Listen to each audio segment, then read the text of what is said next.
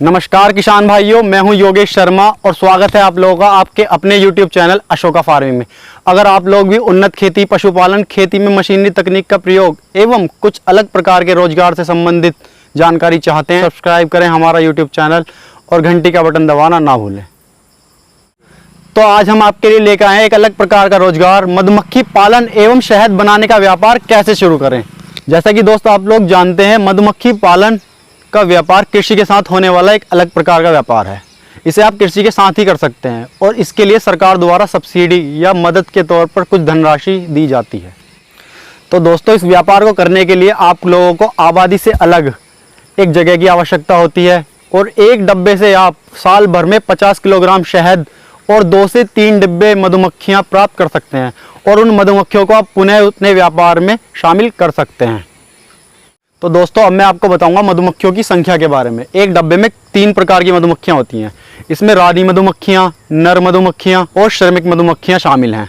तो एक डब्बे में श्रमिक मधुमक्खियों की संख्या 30,000 से 1 लाख तक होती है और नर मधुमक्खियों की संख्या 100 के करीब होती है। और जो रानी मधुमक्खी होती है वो एक डब्बे में सिर्फ एक ही होती है।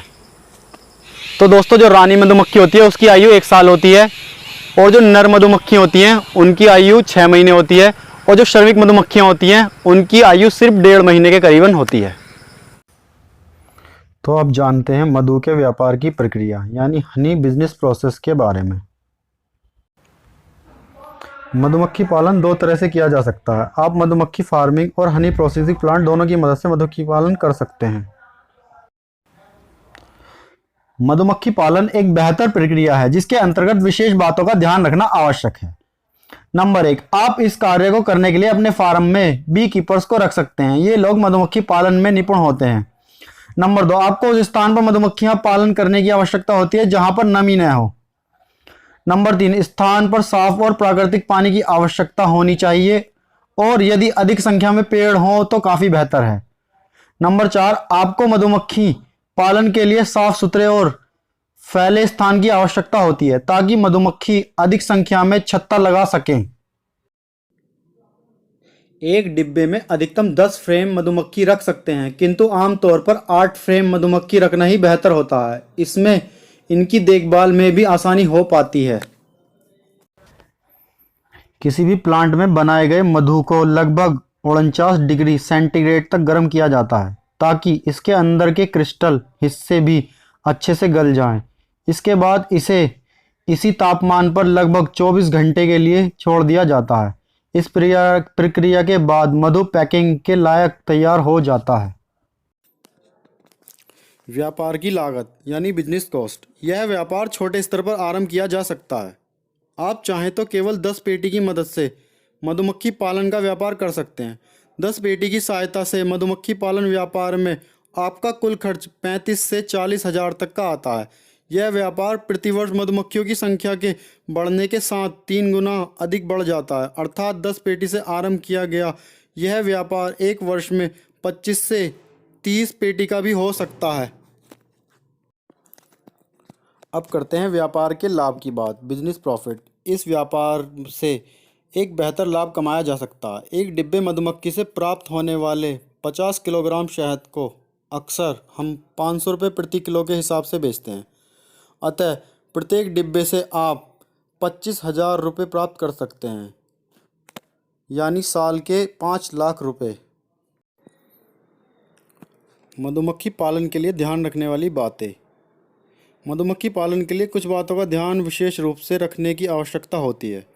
आमतौर पर मधुमक्खियों को किसी तरह का रोग नहीं होता, किंतु कभी कभी इन्हें माइल नाम की बीमारी हो जाती है। हालांकि इसका सरल और सटीक उपचार भी मौजूद है। यदि आप प्रत्येक मधुमक्खी पालन डिब्बे में 2 कली लहसुन डाल दें तो यह रोग नहीं होता है।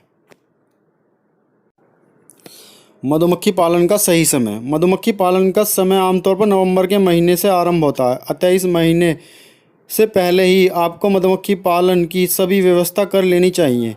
आपको यदि डिब्बा खरीदने से पैसे बचाने हो तो आप यह डिब्बे नवंबर माह से पहले ही खरीद लें।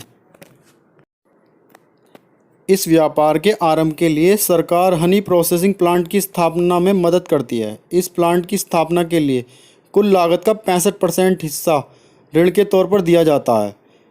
इस ऋण के अलावा सरकार की तरफ से 25% की सब्सिडी भी प्राप्त होती है।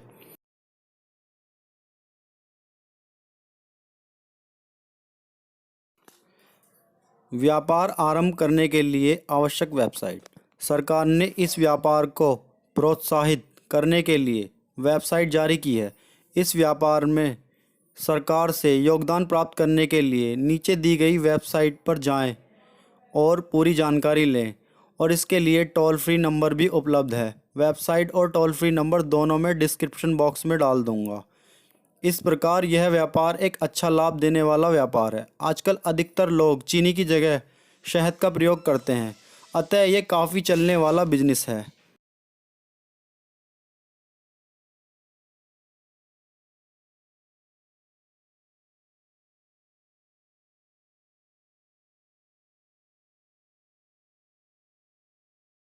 दोस्तों, अगर वीडियो अच्छी लगी हो तो लाइक करें, कमेंट करें और चैनल को सब्सक्राइब करना ना भूलें। धन्यवाद।